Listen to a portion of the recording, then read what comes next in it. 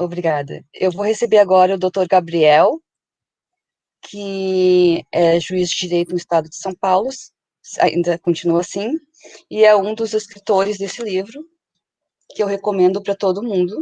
Vamos ver, eu sei, né? Que é a invisibilidade de crianças e mulheres vítimas da perversidade da lei da alienação parental, pedofilia, violência e barbarismo. Né? Esse livro, ele é muito completo, foi feito por vários especialistas, então, de várias, do direito, da medicina, da psicologia, então, fala da lei sobre vários aspectos. Bom dia, doutor Gabriel. Bom dia a todos, me ouvem Prazer em bem? conhecê-lo. Prazer é o meu, uma honra poder participar desse encontro com vocês. Doutora, eu gostaria de agradecer a lembrança.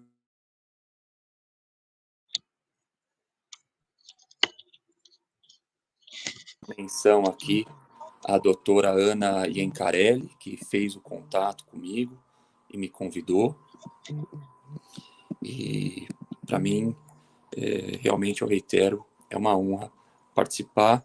Eu vou contar brevemente um pouco da minha experiência não da minha experiência profissional, mas de uma experiência que eu tive no contato com essa luta de vocês. Eu era juiz corregedor, era juiz auxiliar da Corregedoria Geral de Justiça do Estado de São Paulo há alguns anos. A Corregedoria Geral da Justiça dos diferentes estados, tem também a Corregedoria Nacional, que é o CNJ. As corregedorias estaduais são órgãos que contam com um desembargador, corregedor-geral da Justiça e diversos juízes auxiliares que o assessoram. E são órgãos de auxílio e orientação aos juízes e servidores do Poder Judiciário e de, eventualmente, sancionamento, né? E eventual punição para aqueles que incidirem em irregularidades e condutas, faltas funcionais. Muito bem, eu trabalhava como juiz assessor da Corregedoria e, certa manhã, recebi a família Felício, que deve ser conhecida por alguns de vocês, ou pela maioria de vocês, imagino, né? O doutor Felício e a doutora Patrícia Felício, né? Que vieram me relatar com bastante indignação uma situação que eles estavam vivendo em uma das varas da família daquele fórum e relatando decisões injustas e que colocavam em risco a neta do Dr. Felício, sobrinha da doutora Patrícia Felício, de ter que conviver com um pai supostamente abusador, eu digo dessa forma porque não tive contato com o processo e com a prova dos autos, e alguém que não havia sido condenado criminalmente por algum fato, mas que eles acreditavam que tinha praticado esses atos com relação à menina. E eles vieram conversar comigo, muito indignados, e trouxeram toda essa questão da perversidade da lei da alienação parental, dos equívocos da lei da alienação parental e do fundamento teórico da lei da alienação parental, que seria esse médico norte-americano Richard Gardner, de quem eu nunca havia ouvido falar. E até aquele momento achava a lei de alienação parental muito boa. Me lembro quando do surgimento da lei da alienação parental, eu e a grande maioria dos meus colegas a saudamos como uma boa ferramenta a ser manejada para algumas situações. E eu não conhecia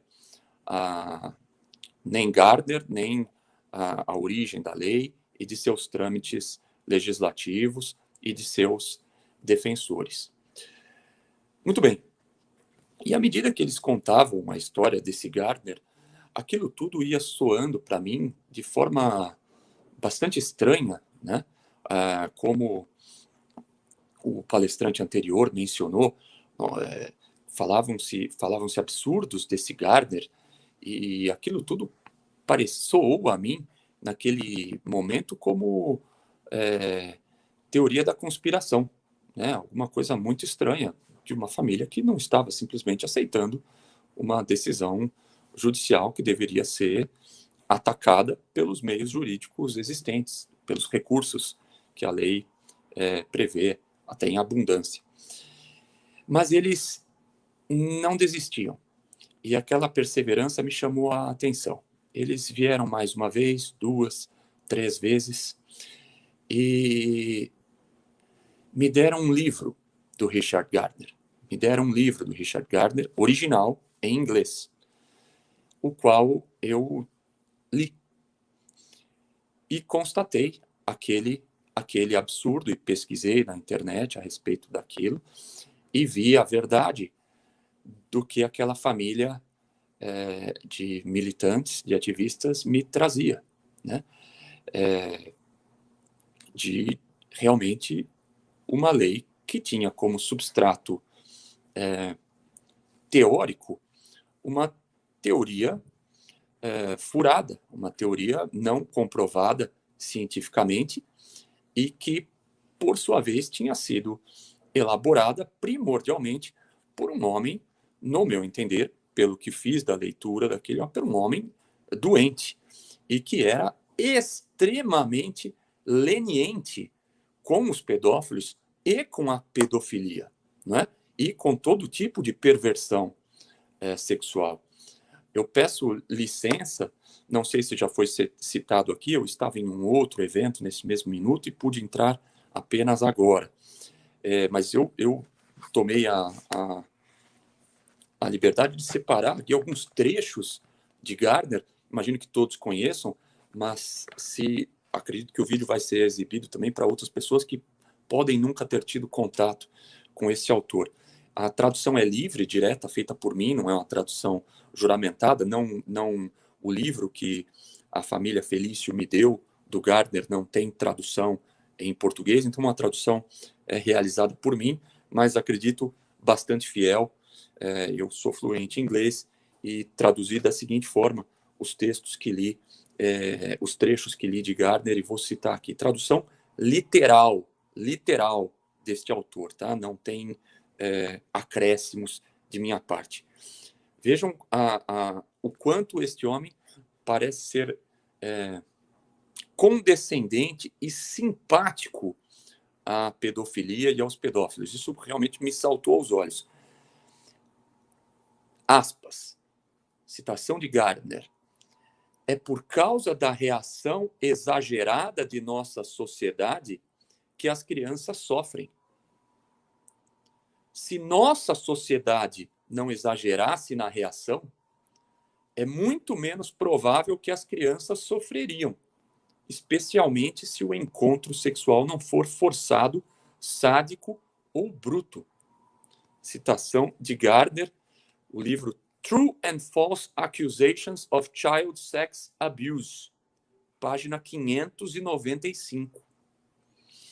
Olha que absurdo esse homem fala, literalmente, que se não fosse essa sociedade, ele quase usa essa expressão, ele não chega a usar, hipócrita, fazendo um auê em cima do fato, não haveria problema nenhum, e as crianças nem sofreriam, né, por praticarem sexo com adultos, né?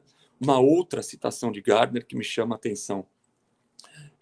O pai, no caso o pai abusador, ele está falando o pedófilo, o pai tem que ser ajudado a compreender que uma certa quantidade de pedofilia existe em todos nós, que não me parece verdadeiro.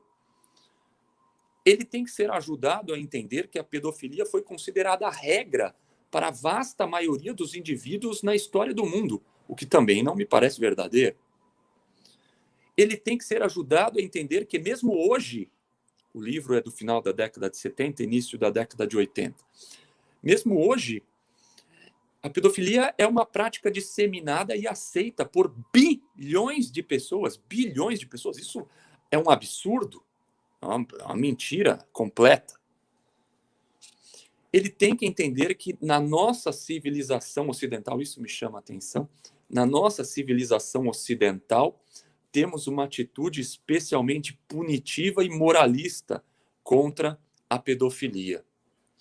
Somos criados em uma sociedade que desencoraja e condena a pedofilia.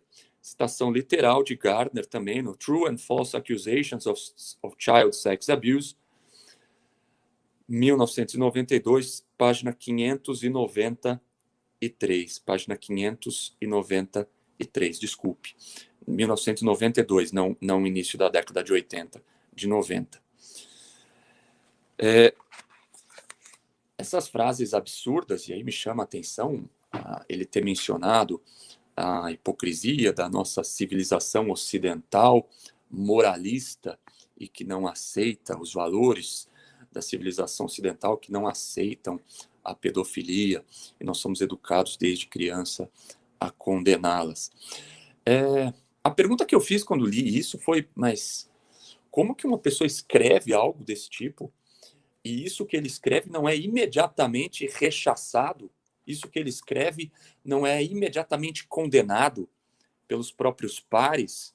Como que esse homem escreve isso e continua com algum prestígio na prática da medicina, continua praticando a medicina, escrevendo livros e etc. Como que isso teve algum eco positivo, minimamente que seja, ao invés de cair no esquecimento imediato como uma absoluta tolice, né? É isso que me chamou essa atenção, e eu fiquei me fazendo essa pergunta, né? Como que isso é escrito, ganha algum eco, a ponto de 30 anos depois, em outro continente, tornar-se base de uma legislação? E eu fiz essa pergunta, e a reflexão que eu faço para vocês, apenas uma reflexão, evidentemente não é uma certeza, nós não estamos aqui para transmitir qualquer tipo de certeza, mas para fazer reflexões. Mas a pergunta que eu fiz e faço para mim mesmo, e acho bem provável, e faço para vocês tinha que haver já, infelizmente, naquele momento, aquilo não era apenas fruto da ideia de um homem insano e perturbado. Tinha que haver, naquele momento, algum caldo cultural já pré-existente. Uma atitude já, tanto acadêmica, quanto em alguns meios da sociedade, disposta a aceitar aquilo, preparada a aceitar e digerir aquilo. Tinha que haver, eu repito a mesma expressão, já um caldo cultural pré-existente. Alguma coisa já vindo ao longo do século XX para culminar naquilo. Tá? Essa é a reflexão que eu trago e que eu penso que nós devemos perscrutar, que nós devemos investigar, né? As origens daquele pensamento, e se ele não foi influenciado por tantos outros autores de prestígio, que não chegaram a falar aquilo exatamente, mas cujas ideias culminam naquilo. Me parece pouco provável que as ideias dele sejam simplesmente fruto unicamente da mente dele e nada mais, e não de outras influências. E não só a origem das ideias dele, mas a recepção das ideias dele, daquilo não ter sido imediatamente rechaçado. E aí, esgotando já a minha apresentação, eu vou tomar a liberdade de citar alguns autores conhecidos do século XX, respeitados, muito lidos, e que, mesmo quando não lidos diretamente por nós, exerceram influência ainda que em efeito cascata, indireta, em dezenas de milhares de outros professores universitários, membros da classe artística, da classe jornalística, das classes falantes ao longo do século XX, né? Professores da chamada Escola de Frankfurt, por exemplo. e que jamais são associados, raramente são associados a esse tema da pedofilia. É claro, porque não a defenderam diretamente. Mas será que seus escritos não podem ter tido alguma influência? Aí eu lembro da frase do Gardner, de que na civilização ocidental nós somos criados de forma moralista, nós somos criados para rejeitar a pedofilia. Há quanto tempo os valores da civilização ocidental, eu estou pegando a expressão usada por Gardner, tá? Não vêm sendo atacados, não vêm sendo corroídos? Há quanto tempo essa construção de valores de 2000 anos não vem sendo rapidamente, velozmente corroída ao longo do século XX por meio do relativismo cultural e da relativização desses valores? Isso pode ter consequências impensadas, consequências que a gente não imaginava. Então eu vou também me permitir ler textos expressos para vocês que antecedem Gardner em 30 anos, para que, sem preconceito, nos questionemos se não pode ter alguma relação. Textos, eu repito, que antecedem Gardner em 30 anos. Eu vou ler aqui um texto de Theodor Adorno, deste livro aqui. Eu extraí deste livro aqui, não sei se conseguem ver. Theodor Adorno é um conjunto de ensaios de Adorno. Também, este traduzido, a tradução não é minha, é a tradução da editora, tá? Ele fala de tabus sexuais, de quanto os tabus sexuais têm que ser todos destruídos. E aí ele chega nesse seguinte ponto: o tabu mais forte de todos, entretanto, é atualmente aquele cuja palavra-chave é menor de idade. E que já havia se alastrado quando Freud descobriu a sexualidade infantil. O sentimento de culpa universal e fundamentado do mundo adulto não pode prescindir, como sua contraparte refúgio, do que ele chama de inocência das crianças. E, para defendê-la, todos os meios são apropriados. Ele está criticando, ele acha que não deveria ser assim. É universalmente conhecido que os tabus se tornam tanto mais fortes quanto mais quem se submete a eles deseja inconscientemente aquilo a que se dirige a punição. Aí um outro trecho, agora mais claro. São hipotéticas, por exemplo, ele questiona isso. São hipotéticas, por exemplo, as consequências supostamente perigosas de se ler e assistir pornografia. Ele não está falando isso, ele está falando isso no contexto da crítica do tabu ao sexo infantil. Né? Não é só de nós, adultos, consumirmos pornografia. Então, são hipotéticas, por exemplo, as consequências supostamente perigosas de se ler e se assistir pornografia. Em menores de idade, os efeitos prejudiciais e sua natureza deveriam primeiro ser estabelecidos. Ele questiona se isso é nocivo. Nas leis de proteção aos menores de idade, haveria de se provar, pelo menos, se eles são realmente vítima de violência ou de manobras pérfidas de ilusão, ou se eles mesmos não se encontram já em um estado que a lei se permite indevidamente inibir. Quer dizer, a lei não deveria inibir, porque eles já se encontram em um estado de que poderiam desfrutar daquilo. E se eles mesmos não provocaram seu abuso por prazer com o fato, vírgula, talvez até mesmo para fazer chantagem.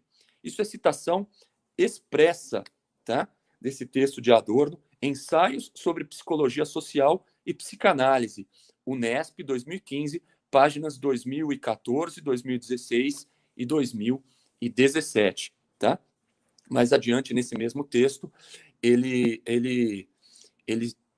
questiona a dureza da punição aos pedófilos. Acho que poderia ser relativizado, não precisaria punir tão gravemente os pedófilos. Isso é Theodor Adorno, um intelectual respeitadíssimo, inteligentíssimo e muito influente da Escola de Frankfurt e em universidades americanas durante décadas, notadamente década de 60. Eu trago um outro trecho aqui agora de Herbert Marcuse, outro desses intelectuais respeitadíssimos. Um texto no qual Eros e a Civilização, tá?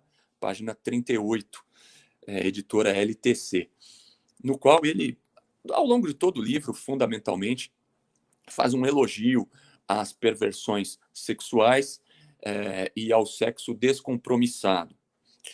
As perversões expressam a rebelião contra a subjugação da sexualidade à ordem de procriação e contra as instituições que garantem essa ordem. Contra uma sociedade que emprega a sexualidade como um meio para um fim útil, as perversões defendem a sexualidade como um fim em si mesmo. Colocam-se, pois, fora do domínio do princípio do desempenho e desafiam os seus próprios alicerces. Estabelecem relações libidinais que a sociedade tem de votar ao ostracismo, porque ameaçam inverter o processo de civilização que faz do organismo um instrumento de trabalho. Será que 100 anos de revolução cultural, de relativismo de valores, de incentivo à relativização de valores, de corrosão e destruição deliberada dos valores da civilização ocidental, tão criticada expressamente por Gardner como hipócrita, não tem nenhuma consequência? Ainda que não tenha sido a ideia desses autores inicial, não tenha ter esse tipo de consequência, mas será que não tem nenhuma consequência? 100 anos de influência nas classes falantes, na classe acadêmica, na nossa sociedade em geral? Eu acho que isso é uma reflexão que nós temos que fazer. E eu receio que sim. E nessa conclusão, eu vou fechar citando um trecho de Theodore Dalrymple. Theodore Dalrymple é um pseudônimo, na verdade, de um psiquiatra inglês chamado Anthony Daniels, tá? Esse psiquiatra inglês, ele, muito experiente, se notabilizou trabalhando com populações de baixa renda e presidiários, pacientes, hospitais psiquiátricos, países de terceiro mundo e nas classes menos favorecidas da Inglaterra. E com base nessa experiência dele e observando algumas justificativas que essas pessoas, esse acaba sendo o mote do trabalho dele, davam para os próprios fracassos e como elas encontravam justificativas nos próprios meios falantes para suas atitudes e não na responsabilidade delas próprias, na sua própria autodeterminação. Ele começou a escrever uma série de livros. Em um deles ele fala muito disso que a gente está falando, trazido por esses intelectuais como Adorno e Marcuse. Ele comenta sobre os efeitos especialmente nocivos nas classes mais pobres dessa sex lib dos anos 60. Os intelectuais do século XX buscaram libertar todas as relações sexuais de quaisquer obrigações sociais, contratuais ou morais, e de qualquer significado, de modo que dali em diante somente o puro desejo sexual contaria na tomada de decisão. Aí toda a gama de tolices, perversidades e tormentos humanos pode ser examinada livremente, em condições, recordemos, de prosperidade sem precedentes na história da humanidade. Temos abortos realizados por golpes de Kung Fu no abdômen, crianças que têm filhos em números dantes desconhecidos, em épocas mesmo precedentes ao advento da contracepção química e da educação sexual. Mulheres abandonadas pelo pai das crianças 1 mês antes ou 1 mês após o nascimento. Palavras desse psiquiatra inglês, Theodore Dalrymple, pseudônimo de Anthony Daniels. E para fechar, dentro de todo desse caldo que eu falei, eu não posso deixar de mencionar, vocês devem ter visto isso, chamado a atenção de vocês, há pouco tempo, há 1 ano e meio, 2 ou 3 anos no máximo, isso eu vi, ninguém me contou, um jornal importante de uma grande emissora de televisão, fez uma série sobre pedofilia. Em um desses episódios, era nítido o tratamento benevolente em relação aos pedófilos, tratando-os como pessoas que efetivamente padecem e precisam de toda nossa compreensão. É bastante preocupante o próximo passo desse tratamento benevolente a uma pessoa que abusa sexualmente de uma criança. Eu peço desculpas por ter me estendido e agradeço novamente a oportunidade e, em suma, a reflexão que eu deixo é essa. Será que Dalrymple tirou tudo da cabeça perturbada dele ou havia alguma preparação que nós não percebemos e passamos batido para uma sociedade que estava bem ou mal já anestesiada e pronta para relativizar alguns valores. E eu temo que isso siga crescendo. Peço desculpas novamente pela extensão, parabenizo pela iniciativa, uma honra ter estado aqui com vocês. Doutora Alessandra, pode falar para mim? Pode ler? Pergunta? Sim.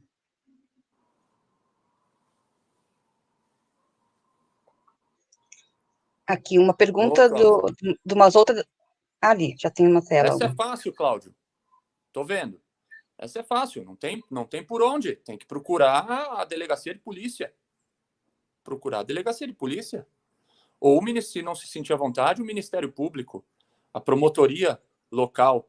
O Ministério Público recebe as pessoas. Agora, nessa fase de pandemia, de lockdown e etc. e tal, isso tem variado de estado para estado, como tem funcionado.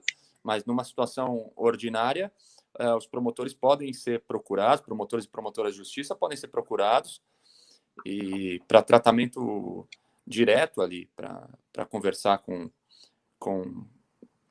quem o procurar e relatar o que está acontecendo. Ou imediatamente a delegacia de polícia, tá? Independentemente, a lei em vigor não impede a denúncia e a condenação de um abusador. Essas condenações seguem acontecendo. O que a lei... Um instante só, me perdoe. O que a lei traz muitas vezes é uma discussão no âmbito do direito de família, né? Porque daí no âmbito do direito de família o acusador acaba usando da lei de alienação parental, muitas vezes de uma forma distorcida, né? Usando a lei de alienação parental como meio de ali pressionar a mãe que está restringindo o direito de visitas, que está disputando ali a guarda e o regime de visitas com o pai. Eventualmente, o argumento da alienação parental pode até ser usado, às vezes é usado numa acusação criminal de estupro, né? São searas diferentes, né? A disputa que se trava na vara de família, né, pela guarda da criança e pelo regime de visitas, e a questão criminal. Embora o argumento da mãe ser uma alienadora possa ser usado em ambas as searas, isso não impede a denúncia e a apuração, principalmente a apuração criminal, se o fato aconteceu ou não. Agora, uma outra coisa que nós não podemos confundir, digamos que um acusado de abuso sexual, um suposto estuprador, acaba sendo absolvido, e aí no bojo daquele processo criminal, o argumento da alienação parental foi usado, né? A mãe está me acusando porque ela é uma alienadora e etc e tal, né? Isso, acredito que vocês tenham bastante experiência com isso, tenham tido contato com vários casos assim. E aí a acusação acaba caindo por terra e não há essa condenação. Mas nós não podemos confundir que, por vezes, essa absolvição não se dá em razão do uso do argumento da alienação parental, da lei da alienação parental. Essa absolvição já acontecia antes e continuará acontecendo independentemente da revogação da lei da alienação parental. Muitas vezes essa acusação se dá porque no direito penal existe um princípio básico de direito penal que é indúbio pro réu. Cabe à acusação provar cabalmente aquela situação. E havendo alguma dúvida sobre se aquilo aconteceu ou não, a solução será absolutória. E, às vezes, não há provas suficientes, né? Infelizmente. Isso é algo com o que nós lidamos na prática diária do processo, seja um processo de estupro, seja um processo de furto, num processo de injúria, num processo de roubo, de tráfico, qualquer coisa. Precisa de prova cabal, uma prova que cabe à acusação fazer, né? E não havendo essa prova cabal, a dúvida no processo criminal é solucionada em favor do acusado, tá bem? O que não é a mesma lógica no processo de família, que me parece, em caso de dúvida, a prudência do juiz de família deve ser de proibir as visitas, né? A lógica é outra no processo criminal ou no processo de família. Mas, respondendo objetivamente a pergunta, o caminho é a denúncia. Nós temos aqui uma pergunta de uma das outras integrantes do coletivo Voz Materna, que pede qual sugestão de mobilização ou caminhos para sensibilizar os operadores do direito pela necessidade da revogação da lei ou não utilização dela nos processos, né? Para mim? Isso. Não fugindo da pergunta, mas indo muito na linha que eu expus, de que essa conscientização é um trabalho de formiguinha, demorado, trabalhoso.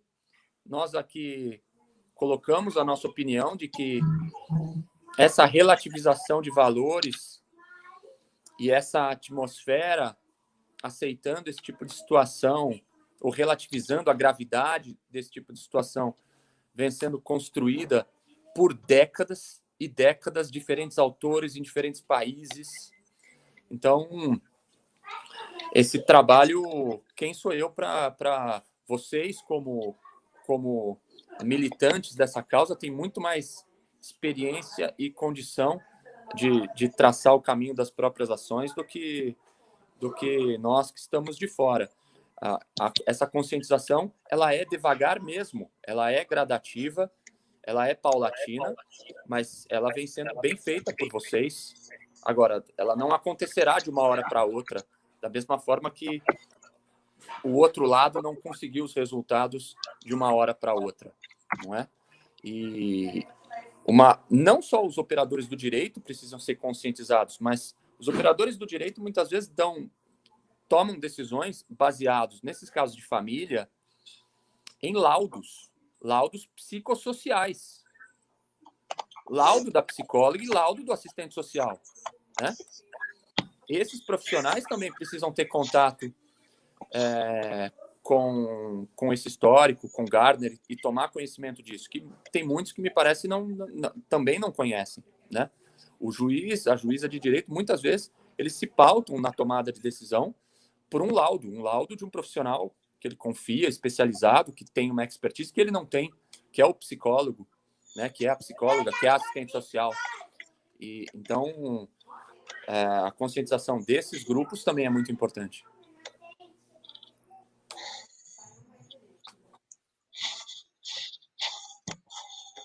Vocês podem colocar outra pergunta, meninas, pro...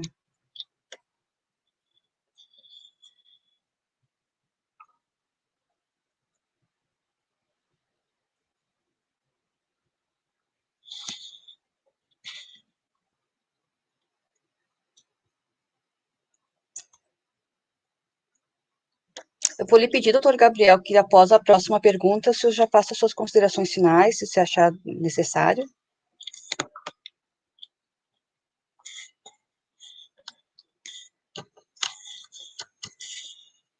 Não estou lhe ouvindo. Muito obrigado. A pergunta que está na tela nesse momento, eu acredito que já abordei. Não tenho nada a acrescentar. Se não houver outra pergunta, eu aguardo. Se houver, respondo com prazer. Se não houver, eu... Tá, tem uma da Ludmilla aqui, eu acho que as gurias já vão colocar. Ela pergunta da sua avaliação se existe um apoio pequeno ou grande de outros juízes brasileiros à revogação da LAP. Pequeno. Pequeno. Gardner não é conhecido. A origem da lei não é conhecida.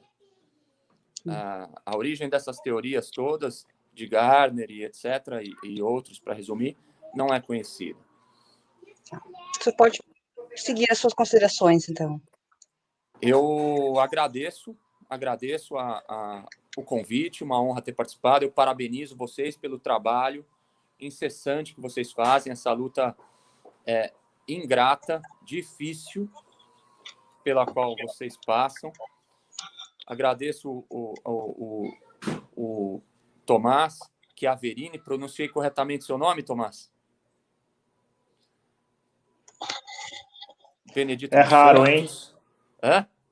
É raro pronunciar incorretamente. Chiaverini. É Thomas, em geral, Thomas Chiaverini. Chiaverini. E doutora Alessandra, doutora Ana Iancarelli, a todos os outros participantes, a Sônia, com quem tive contato e que me ajudou a participar. Parabéns para vocês. E é isso. Uma boa tarde, um bom final de semana. Muito obrigado. Muito obrigada e eu agradeço a sua participação.